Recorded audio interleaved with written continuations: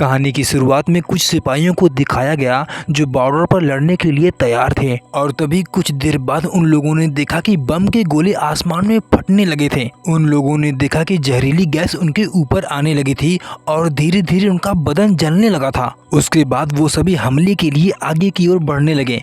लड़ाई होने के बाद में पता चला कि कई लोग घायल हो चुके हैं और इलाज के लिए हॉस्पिटल में गए हैं। हॉस्पिटल में जाने के बाद देखते हैं कि कई लोग के हाथ तो कई लोग के पैर काटे गए थे और इधर कैप्टन के शरीर में 3 गोली लगी हुई थी जो डॉक्टरों ने मिलकर निकालने की कोशिश की। इधर दूसरी तरफ देखते हैं कि 2 पति पत्नी चांदी के सिक्कों से एक दांत को बनाया। वह औरत एक जादूगरनी थी। उसके बाद वह दांत को लेकर कुछ मंत्र का जाप कर रही थी। इधर राजा सेमस को देखते हैं जो अपने आदमियों के साथ कुछ बंजारों के बारे में बात कर रहा था। सेमस उन बंजारों की जमीन लेने के लिए प्लान बना रहा था। उन लोगों को पता था कि वो जमीन बंजारों की है, लेकिन सेमस उन लोगों को जान से मारकर उन जमीन पर कब्जा करना चाहता था। कुछ दिन बाद सेमस अपने आदमियों के साथ बंजारों पर हमला कर दिया। उसने सभी बंजारों को मौत के घाट उतार दिया, लेकिन वो औरत उस चांदी के दांत से एक आदमी को काटने जा रही थी। तभी उन सिपाहियों ने उन पति पत्नी को पकड़ लिया। उसके बाद उन सिपाहियों ने उस आदमी के हाथ पैर काट कर एक डंडे पर खड़ा कर दिया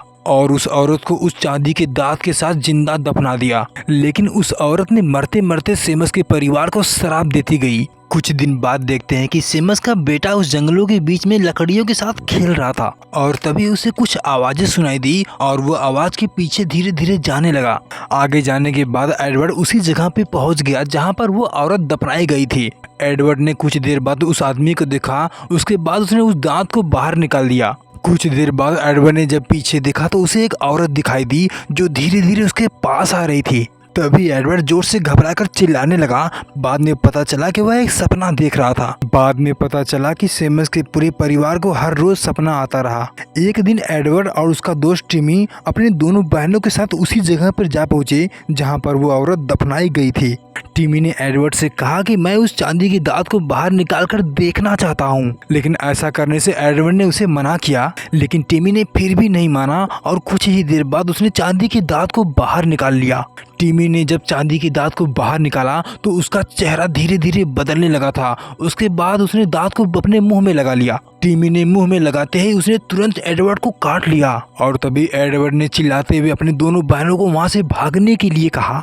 अगले दिन देखते हैं कि एडवर्ड की पूरी तरह हालत खराब हो चुकी थी। उसे काफी तेज बुखार हो गया था। कुछ देर बाद सेमस ने एक डॉक्टर को बुलाया। डॉक्टर ने उसे सुई दवाई देकर उसके बाद वो वहां से चला गया। जब काफी रात हो गई तो अमेलिया को वही सपने आने लगे। उसके बाद अमेलिया अपने बिस्तर से उठकर जब वो एडवर्ड के पास गई, अमेलिया ने जब एडवर्ड के ऊपर से जब चादर हटाया तो उसने देखा कि उसका शरीर धीरे धीरे जानवर में बदल रहा था। अमेलिया उसे देखते ही जोर से चिल्लाने लगी। उसके बाद सेमस और उसकी बीवी कैली वहां से पर भागते हुए आए। जब उन सब ने उसे देखने की कोशिश की तो पता चला कि एडवर्ड वहां से गायब हो चुका था। उसके बाद सेमस ने अपने आदमियों को लेकर जंगल में उसे खोजने की बहुत कोशिश की पर वो कहीं नहीं मिला। कुछ दिन बीतने के बाद सेमस ने अपने बेटे को ढूंढने के लिए वहां पर 2 लोगों को बुलाया। उन दोनों को नाम जेम और वेट्स था। वो दोनों शिकारी थे जो जानवर का शिकार करते थे। दूसरी ओर देखते हैं कि टिमी एक दिन जंगलों की ओर भागते हुए जा रहा था। तभी सामने उसे एडवर्ड दिखाई दिया जो बिना कपड़ों के था।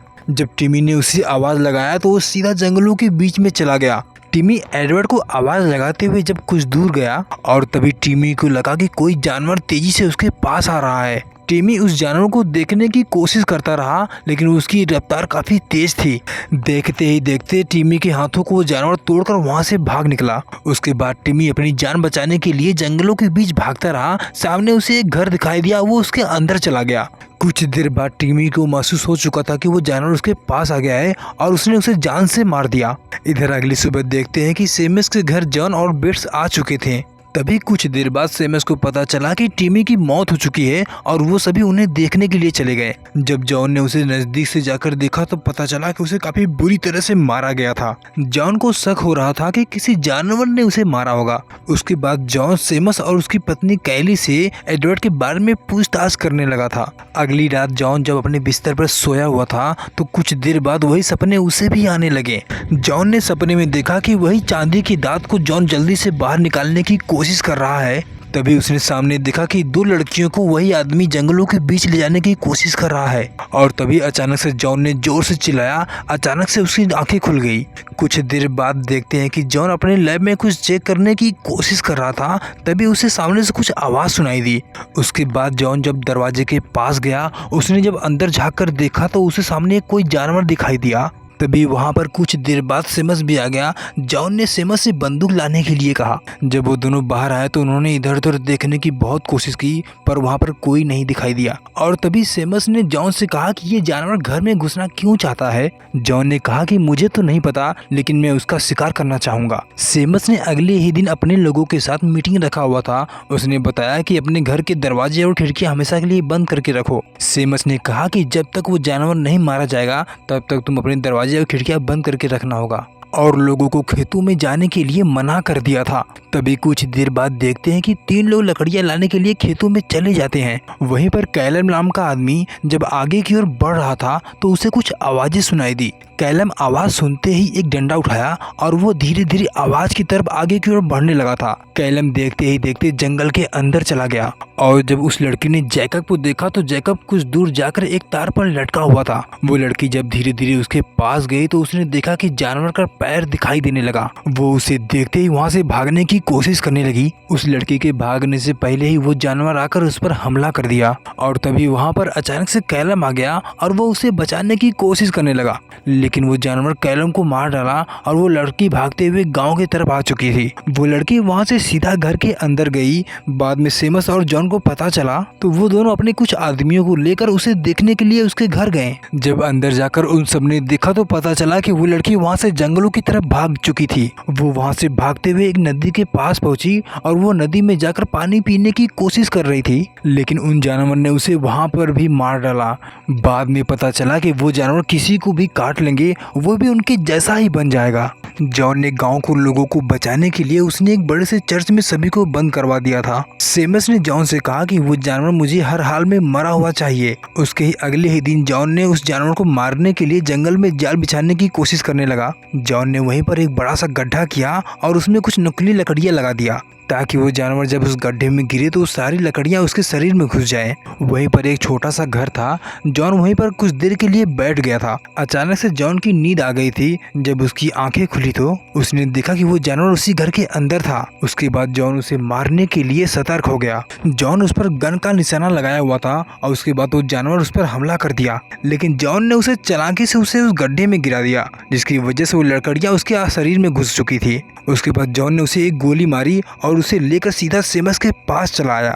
उसके बाद जॉन ने उस जानवर का शरीर काट कर देखा तो उसमें एक लड़की जिंदा दिखाई दे रही थी, और तभी जॉन ने एक आदमी से कहा कि इसे तुरंत गोली मार दो, नहीं तो ये हम पर हमला कर देगी। और तभी वहाँ पर एक आदमी ने उसे तुरंत गोली मार दी। उसके बाद जॉन ने सेमस से पूछा कि क्या तुम्हें भी सपने आते हैं। तभी जॉन ने सेमस से कहा कि तुमने किस औरत को जिंदा दफना दिया है। वह औरत एक जादूगरनी थी, उसका शराब तुम्हारे पूरे परिवार को लग चुका है। एडवर्ड से शुरुआत हो चुकी है, धीरे धीरे सभी लोग मारे जाएंगे। इतना सुनते ही सेमस गुस्सा हो गया। उसने कहा कि बदला तो मैं उससे लूंगा। इतना कहकर वहाँ से चला गया।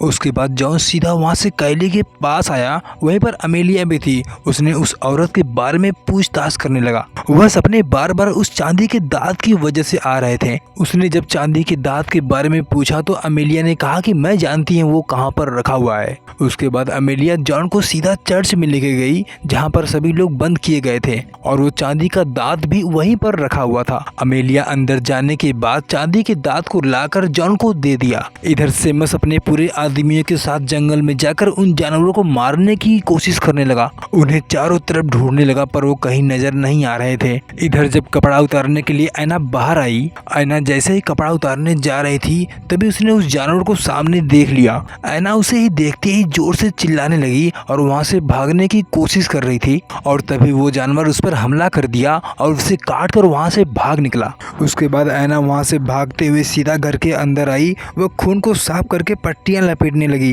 ताकि किसी को कुछ पता ना चले। और इधर सेमस भी कुछ देर बाद अपने पूरे आदमियों के साथ घर वापस लौट आया।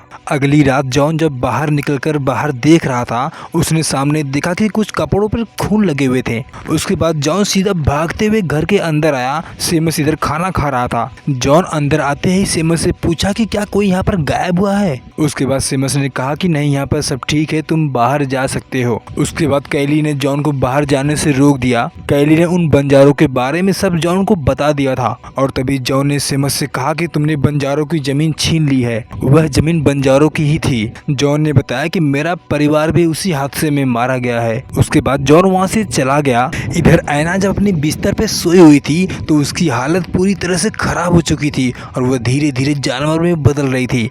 और इधर सेमस कुछ लिख रहा था। वह कुछ आवाजें सुनते ही धीरे धीरे आवाज की तरफ बढ़ने लगा। सेमस बंदूक लेकर आगे की ओर जा रहा था, तभी उसे आवाज ऊपर से आने लगी और वह उसके बाद धीरे धीरे ऊपर की ओर बढ़ने लगा। जब वह ऐना के कमरे के अंदर गया तो उसने देखा कि ऐना वहाँ पर नहीं थी, वह एक जानवर में बदल चुकी थी। तभी उसने पीछे से उस पर हमला कर दिया। उसने सेमस को काट भी लिया था, लेकिन सेमस ने मौका देखते ही उसने गोली मार दी। गोली की आवाज सुनते ही जॉन भी भागते हुए ऊपर आया। उसने देखा कि वहाँ पर आग लग चुकी थी। तभी जॉन को नीचे कैली की आवाज सुनाई दी।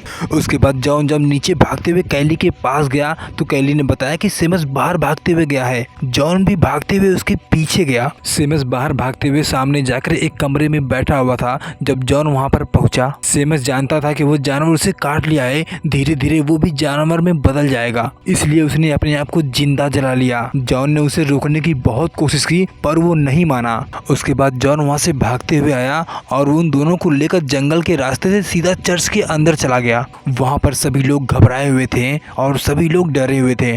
कुछ देर बाद जब सब सो गए थे तो बाहर से एडवर्ड की आवाज़ सुनाई दे रही थी। कैली उठकर वहाँ से सामने गई। जब कैली जाकर दरवाज़ा खोलने लगी तभी सभी उठकर उसे मना करने की कोशिश किए। जब कैली ने दरवाज़ा खोला तो उसने देखा कि वही जानवर सामने दिखाई दे रहा था और वो जानवर देखते ही देखते सारे लोगों पे हमला कर दिया। आधे से ज़्यादा लोग को घायल कर चुका था, लेकिन जॉन की बंदूक में चांदी की गोली थी जिसकी वजह से वह मर सकता था। जब उसने कैली पे हमला किया, जॉन ने उसके बाद गोली चला दी। वह गोली कैली के अंदर जाते हुए जानवर को जाकर लग गई। जानवर के मरते ही एडवर्ड वहाँ से बाहर आ गया, लेकिन इधर कैली मर चुकी थी। उसके बाद अगले ही दिन जॉन अमेलिया और एडवर्ड को लेकर वहां से हमेशा के लिए चला गया। वीडियो पसंद आए तो लाइक करें, सब्सक्राइब करें।